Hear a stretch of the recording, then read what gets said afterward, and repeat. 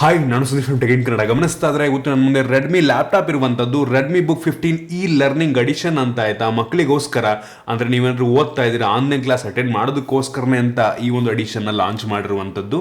ಈ ಒಂದು ಲ್ಯಾಪ್ಟಾಪ್ನ base variant i3 ಜನರೇಷನ್ನೊಂದಿಗೆ ಬರ್ತಾ ಇರುವಂಥದ್ದು. i5 ವೇರಿಯಂಟ್ ಕೂಡ ಇದೆ. i3 ಜನರೇಷನ್ನ ಲ್ಯಾಪ್ಟಾಪ್ ನಿಮಗೆ 42,000 ರೂಪಾಯಿ ಆಗ್ತಾ ಇರುವಂಥದ್ದು. ಆ ಒಂದು ಪ್ರೈಸಲ್ಲಿ ಒಂದು ಲ್ಯಾಪ್ಟಾಪನ್ನು ಪರ್ಚೇಸ್ ಮಾಡ್ಬೋದಾ, ಏನು ಚೆನ್ನಾಗಿದೆ ಕಂಪ್ಲೀಟ್ ಮಾಹಿತಿ ತಿಳಿಸ್ಕೊಡ್ತಾ ಇದ್ದೀನಿ. ಅದಕ್ಕಿಂತ ಮುಂಚೆ ನೀವು ನಮ್ಮ tech in Kannada YouTube subscribe ಮಾಡ್ಕೊಂಡಿಲ್ಲ, ಸಬ್ಸ್ಕ್ರೈಬ್ ಮಾಡ್ಕೊಂಡಿದ್ದು ಬೆಲ್ ಐಕನ್ ಕೂಡ ಕ್ಲಿಕ್ ಮಾಡಬಹುದು. ಮೊದಲನೇದಾಗಿ ಒಂದು ಬಾಕ್ಸ್ ಅಲ್ಲಿ ನಿಮಗೆ ಒಂದು ಲ್ಯಾಪ್ಟಾಪ್ ನ ಜೊತೆಗೆ ಒಂದು user manual, quick start guide ಮತ್ತೆ ವಾರಂಟಿ ಕಾರ್ಡ್ ಸಿಗ್ತಾ ಇದೆ. ಜೊತೆಗೆ ಒಂದು ಚಾರ್ಜರ್ ನ ಕೂಡ ಕೊಟ್ಟಿದ್ದಾರೆ. ಅದನ್ನ ಬೇರೆನೂ ಸಹ ಒಂದು ಬಾಕ್ಸ್ ನಿಮಗೆ ಸಿಗ್ತಾ ಇಲ್ಲ. ಡೈರೆಕ್ಟ್ ಆಗಿ ಗಮನಿಸ್ತಾ ಇದ್ರೆ ಒಂದು ಲ್ಯಾಪ್ಟಾಪ್ ಈ ರೀತಿ ನೋಡ ಸಿಗ್ತಾ ಇರುವಂತದ್ದು. ಫಸ್ಟ್ ಲುಕ್ ಅಲ್ಲಿ ಅಂತ ಕ್ರೇಜಿ ಬಿಲ್ಡ್ ಅಂತ ಅನ್ನಲ್ಲ. ಏನಕ್ಕೆ ಅಂತ ಅಂದ್ರೆ ಇದು plastic ಬಾಡಿಯನ್ನು ಹೊಂದಿರುವಂಥದ್ದು, polycarbonate plastic body. Weight ಅಷ್ಟೊಂದೇನು ಜಾಸ್ತಿ ಇಲ್ಲ, 1.8 kg ವೆಯ್ಟ್ ಇರುವಂಥದ್ದು. ರೀಸೆಂಟ್ ಡೇಸಲ್ಲಿ ಬರ್ತಿರುವಂಥ ಅಲ್ಟ್ರಾ ಬುಕ್ಗಳಿಗೆ ಕಂಪೇರ್ ಮಾಡಿದ್ರೆ ವೆಯ್ಟ್ ಸ್ವಲ್ಪ ಜಾಸ್ತಿನೇ. ನಾನು ನೋಡಿದ್ದೀನಿ 1.2 kg, 1 kg ಲ್ಯಾಪ್ಟಾಪ್ನ ಕೂಡ ನಾನು ನೋಡಿದ್ದೀನಿ. ಮತ್ತು ಒಂದು ಲೆವೆಲ್ಗೆ ಥಿನ್ ಆಗಿರುವಂಥದ್ದು, 19.9 mm ಥಿಕ್ನೆಸ್ಸನ್ನು ಹೊಂದಿರುವಂಥದ್ದು. ಡಿಸ್ಪ್ಲೇ ಕೂಡ ತುಂಬ ದೊಡ್ಡದಾಗಿರುವಂಥದ್ದು, ಬೆಜಲ್ ತುಂಬ ದೊಡ್ಡದಾಗಿದೆ. ಒಂದು ರೀತಿ 5-6 ವರ್ಷ ಹಳೆ ಲ್ಯಾಪ್ಟಾಪ್ ಹೆಂಗಿತ್ತು ಲುಕ್ ಹಂಗೆ ಇದೆ, ಬಟ್ ಒಂದು ಲೆವೆಲ್ಗೆ ತಿನ್ನಾಗಿದೆ ಮತ್ತು ವೆಯ್ಟ್ ಕೂಡ ಸ್ವಲ್ಪ ಕಡಿಮೆ ಇದೆ ಅನ್ನುವಂಥದ್ದು ಒಂದು ಅಡ್ವಾಂಟೇಜ್ ಅಷ್ಟೇ. ಇನ್ನು ಕೀಬೋರ್ಡ್ನ ಬಗ್ಗೆ ಮಾತನಾಡಬೇಕಂತಂದ್ರೆ ಕೀಬೋರ್ಡ್ನ ಕ್ವಾಲಿಟಿ ನಂಗೆ ಅಷ್ಟೊಂದು ಇಂಪ್ರೆಸ್ ಮಾಡಲಿಲ್ಲ. ಕೀ ಟ್ರಾವೆಲ್ ಪರವಾಗಿಲ್ಲ, 1.5 mm ಕೀ ಟ್ರಾವೆಲ್ ಫೀಲ್ ನನಗೆ ಅಷ್ಟೊಂದು ಇಷ್ಟ ಆಗಿಲ್ಲ. ಮತ್ತು ಕೀಬೋರ್ಡ್ನಲ್ಲಿ ಯಾವುದೇ ಬ್ಯಾಕ್ ಲೈಟ್ ಕೂಡ ಇಲ್ಲ, ಬೇಜಾರಾಗುವಂಥ ವಿಷಯ. ಮತ್ತು ಒಂದು ಟಚ್ ಪ್ಯಾಡ್ ಏನಿದೆ, ಟ್ರ್ಯಾಕ್ ಪ್ಯಾಡು ತುಂಬ ದೊಡ್ಡದಾಗಿದೆ, ಮಲ್ಟಿ ಟಚ್ಚು, ಅದು ತುಂಬ ಸ್ಮೂತಾಗಿ ಕೆಲಸವನ್ನು ಮಾಡ್ತಾ ಇರುವಂಥದ್ದು. ಮತ್ತು ನಿಮಗೆ ಮುಂದ್ಗಡೆ ಒಂದು ವೆಬ್ ಕ್ಯಾಮ್ರಾ ಸಿಗ್ತಾ ಇರುವಂಥದ್ದು, 720p ವೆಬ್ ಕ್ಯಾಮ್ರಾ. ಅದರ ಕ್ವಾಲಿಟಿ ನನಗೆ ಓಕೆ ಅನ್ನಿಸ್ತು, ಹೆವಿ ಇಂಪ್ರೆಸಿವ್ ಅಂತ ಅನ್ನಿಸ್ಲಿಲ್ಲ, ಓಕೆ ಅನ್ನಿಸ್ತು. ಮತ್ತು ಸ್ಪೀಕರ್, ಡ್ಯೂಯಲ್ ಸ್ಪೀಕರು, 2 ವ್ಯಾಟಿಂದ 2 ಸ್ಪೀಕರ್ ಇದೆ, ಸ್ಟೀರಿಯೋ ಸ್ಪೀಕರ್ ರೀತಿ ಕೆಲಸವನ್ನು ಮಾಡುತ್ತೆ. ಇನ್ನು ಪೋರ್ಟ್ಗಳ ಬಗ್ಗೆ ಮಾತನಾಡಬೇಕಂತಂದರೆ ಒಂದು ಲ್ಯಾಪ್ಟಾಪಲ್ಲಿ 3 USB ಪೋರ್ಟ್ ಇರುವಂಥದ್ದು, ಒಂದು ಫುಲ್ ಸೈಜ್ HDMI ಪೋರ್ಟ್ ಇದೆ, ಮತ್ತು ಒಂದು ಲ್ಯಾನ್ ಪೋರ್ಟ್ ಇರುವಂಥದ್ದು, 3.5 ಹೆಡ್ಫೋನ್ ಜಾಕ್ ಪೋರ್ಟ್ ಸಹ ಇದೆ, ಮತ್ತು ಒಂದು ಕೆನ್ನಿಂಗ್ಸ್ಟನ್ ಲಾಕ್ ಆಯಿತಾ, ಅದನ್ನು ಬೇಕಾದ್ರೆ ಯೂಸ್ ಮಾಡ್ಕೊಬೋದು. ಮತ್ತೊಂದು SD ಕಾರ್ಡ್ ರೀಡರ್ ಸ್ಲಾಟ್ ಕೂಡ ಇದೆ, ಒಂದು ಚಾರ್ಜಿಂಗಿಂದು ಪೋರ್ಟ್ ಕೊಟ್ಟಿರೋದು ಬಿಟ್ಟರೆ ಬೇರೆ ಯಾವ ಪೋರ್ಟ್ ನಿಮಗೆ ಸಿಗ್ತಾರೆ. ಒಂದು ಒಳ್ಳೆಯ ವಿಷಯ, 3 USB ಪೋರ್ಟ್ ನೀಡಿರುವಂಥದ್ದು. ಅದರಲ್ಲಿ 2 USB 3.2 Gen 1 ಪೋರ್ಟ್ ಆಗಿದೆ, ತುಂಬ ಫಾಸ್ಟಾಗಿ ನಿಮಗೆ ಡಾಟಾ ಟ್ರಾನ್ಸ್ಫರ್ ಆಗುತ್ತೆ ಒಂದು ಪೋರ್ಟಲ್ಲಿ. ಒಂದು ಒಳ್ಳೆಯ ವಿಷಯ. ಓವರಾಲ್ ಡಿಸೈನ್ ಮತ್ತು ಬಿಲ್ಡ್ ಕೊಡಿ ನನಗೆ ಒಂದು ಪ್ರೈಸ್ ರೇಂಜ್ಗೆ ಓಕೆ ಅಂತೀನಿ ಅಂತ, ಹೆವಿ ಇಂಪ್ರೆಸಿವ್ ಅಂತ ಅನ್ನಲ್ಲ. 42,000 ರೂಪಾಯಿ ಕೊಡ್ತಾ ಇದ್ವಿ. ನನ್ನ ಅನಿಸ್ತಂಗೆ ಅದಕ್ಕಿಂತ ಸ್ವಲ್ಪ ಬಡ್ಜೆಟ್ ಜಾಸ್ತಿ ಮಾಡಿಕೊಂಡ್ರೆ ನಿಮಗೆ ಈ ಒಂದು MIಲ್ಲೇ ಇದಕ್ಕಿಂತ ಒಳ್ಳೆಯ ಬಿಲ್ಡನ್ನು ಹೊಂದಿರುವಂಥ ಲ್ಯಾಪ್ಟಾಪ್ಗಳು ಸಿಗ್ತವೆ. ಮೋಸ್ಟ್ಲಿ ಒಂದು 7-8 ಸಾವಿರ ರೂಪಾಯಿ ಸ್ವಲ್ಪ ಬಡ್ಜೆಟ್ ಜಾಸ್ತಿ ಮಾಡ್ಕೊಬೇಕಾಗತ್ತೆ ನೀವು. ಅದು ಕೆಲವು ಜನಕ್ಕೆ ಮ್ಯಾಟ್ರ್ ಆಗುತ್ತೆ. ಆ ಟೈಮಲ್ಲಿ ಇದನ್ನು ಯೋಚನೆ ಮಾಡಿ ಆಯಿತಾ. ಯೂಶ್ವಲಿ 40,000 ರೂಪಾಯಿ ಒಳಗಡೆ ಎಲ್ಲರೂ ಕೂಡ ಆಲ್ಮೋಸ್ಟ್ ಈ ಒಂದು ಪ್ಲಾಸ್ಟಿಕ್ ಬಿಲ್ಡ್ನೇ ಕೊಡ್ತಾರೆ. ಇವರಾದರೂ ಒಂದು ಸ್ವಲ್ಪ ಚೇಂಜ್ ಮಾಡಿ ಒಳ್ಳೆ ಬಿಲ್ಡ್ ನೀಡ್ಬೋದಾಗಿತ್ತು. MI ಅಲ್ವಾ, ರೆಡ್ಮಿ ಅಲ್ವಾ, ತುಂಬ ಜನಕ್ಕೆ ಒಂದು ಹೋಪ್ ಇರುತ್ತೆ, ರೆಡ್ಮಿ ಅವರು ಒಂದು ಒಳ್ಳೆ ಲ್ಯಾಪ್ಟಾಪನ್ನು ಕಡಿಮೆ ಬೆಲೆಗೆ ಲಾಂಚ್ ಮಾಡ್ತಾರೆ ಅಂತ. ಬಟ್ ಇವರು ಆ ರೀತಿ ಮಾಡಿಲ್ಲ.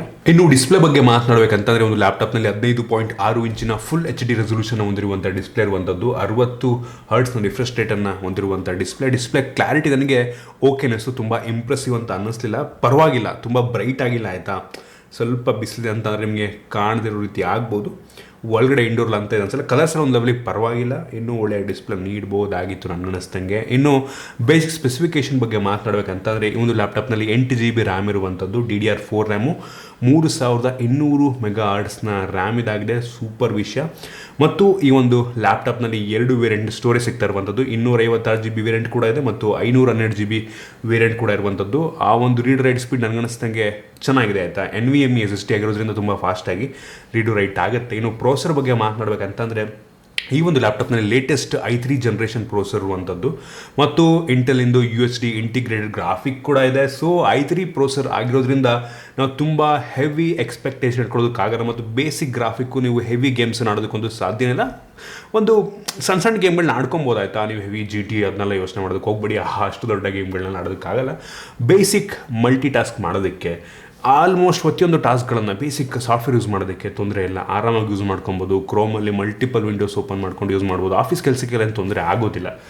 ಸೊ ಅದಕ್ಕೆಲ್ಲ ಈ ಪ್ರೊಸೆಸರ್ ಓಕೆ ಅಂತೀನಿ. ಇದರಲ್ಲೇ ನಿಮಗೆ i5 ವೇರಿಯಂಟ್ ಇರುವಂಥ ಲ್ಯಾಪ್ಟಾಪ್ ಕೂಡ ಇದೆ. ಸೊ ಅದನ್ನು ಬೇಕಾದ್ರೆ ನೀವು ಸ್ವಲ್ಪ ಜಾಸ್ತಿ ಆಗೋದ್ಬಲ್ಲ, ಅದನ್ನು ಬೇಕಾದ್ರೆ ನೀವು ಒಂದು ಆಪ್ಷನ್ ಆಗಿ ಇಟ್ಕೊಬೋದು. ಇನ್ನು ಕನೆಕ್ಟಿವಿಟಿ ಬಗ್ಗೆ ಮಾತಾಡಬೇಕಂತಂದರೆ ಒಂದು ಲ್ಯಾಪ್ಟಾಪ್ನಲ್ಲಿ ಡ್ಯೂಯಲ್ ಬ್ಯಾಂಡ್ ವೈಫೈ ಕೂಡ ಇರುವಂಥದ್ದು ಮತ್ತು ಬ್ಲೂಟೂತ್ 5.0 ಕೂಡ ಇದೆ. ಸೊ ಓಕೆ ಅಂತೀನಿ. ಇನ್ನು ಸ್ಪೀಕರ್ನ ಬಗ್ಗೆ ಮಾತಾಡ್ಬೇಕಂತಂದ್ರೆ ಆಗ ಹೇಳ್ದಂಗೆ 2 ವ್ಯಾಟ್ನ 2 ಸ್ಪೀಕರ್ ಇರುವಂಥದ್ದು. ಸ್ಪೀಕರ್ನ ಕ್ಲಾರಿಟಿ ತುಂಬ ಚೆನ್ನಾಗಿ ಜೋರಾಗಿ ಕೇಳುತ್ತೆ, ಸ್ಟೀರಿಯೋ ಸ್ಪೀಕರ್ ರೀತಿ ಕೆಲಸವನ್ನು ಮಾಡುತ್ತೆ. ನನಗೆ ತುಂಬ ಇಷ್ಟ ಆಯಿತು.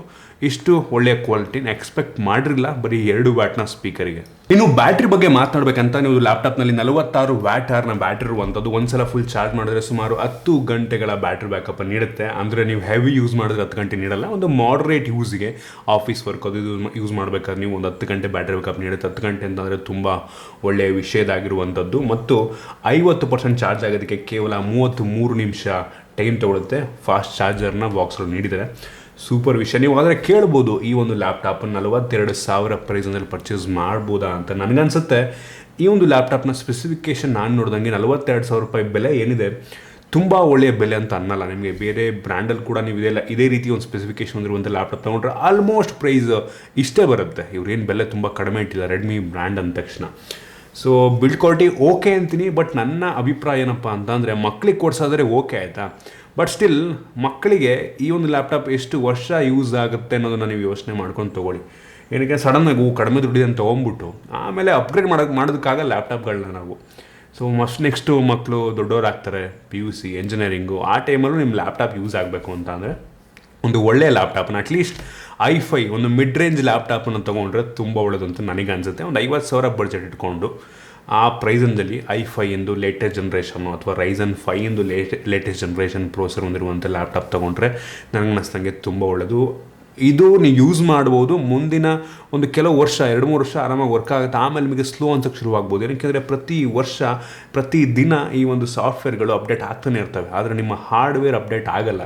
ನಿಮ್ಮದು ಹಾರ್ಡ್ವೇರ್ ಹಳೆ ಹಾರ್ಡ್ವೇರ್ ಇರುತ್ತೆ, ಸಾಫ್ಟ್ವೇರ್ ಅಪ್ಡೇಟ್ ಆಗ್ತಿರ್ತವೆ. ಆ ಟೈಮಲ್ಲಿ ನಿಮಗೆ ಸ್ಲೋ ಆಗುವಂಥ ಸಾಧ್ಯತೆ ಇರುತ್ತೆ. ಸೊ ಯೋಚನೆ ಮಾಡಿ. ಮಕ್ಕಳಿಗೆ ಬೇಸಿಕ್ ಯೂಸ್ಗೆ ಚೆನ್ನಾಗಿದೆ ಹೌದು, ಆದರೆ ಫ್ಯೂಚರ್ ಬಗ್ಗೆ ಯೋಚನೆ ಮಾಡಿಕೊಂಡ್ರೆ ಈ ಒಂದು ಲ್ಯಾಪ್ಟಾಪ್ ನನಗೆ ಬೇಸಿಕ್ ಲ್ಯಾಪ್ಟಾಪ್ ಅಂತ ಅನ್ನಿಸ್ತಾ ಇದೆ. ಸೊ ಇದಿಷ್ಟು ನನ್ನ ಹಾನೆಸ್ಟ್ ಒಪಿನಿಯನ್ ಒಂದು ಲ್ಯಾಪ್ಟಾಪ್ನ ಬಗ್ಗೆ. ನಿಮ್ಗೆ ಇದ್ರ ಬಗ್ಗೆ ಏನಿಸುತ್ತೆ ಕೆಳಗಡೆ ಕಾಮೆಂಟ್ ತಿಳಿಸ್ಬೋದು. ನಿಮ್ಗೆ ಇಷ್ಟ ಬಿಟ್ಟು ಲೈಕ್ ಮಾಡಿ, ಶೇರ್ ಮಾಡಿ. ಇದೇ ರೀತಿ ನಮ್ಮ ಬೇರೆ ಬೇರೆ ವೀಡಿಯೋ ನಮ್ಮ tech in Kannada YouTube channel subscribe ಮಾಡ್ಕೊಂಡಿಲ್ಲ, ಸಬ್ಸ್ಕ್ರೈಬ್ ಮಾಡ್ಕೊಳ್ಳಿ, ಬೆಲ್ ಐಕಾನ್ ಕೂಡ ಕ್ಲಿಕ್ ಮಾಡ್ಬೋದು. ಸಿಗೋಣ ಮುಂದಿನ ವಿಡಿಯೋದಲ್ಲಿ.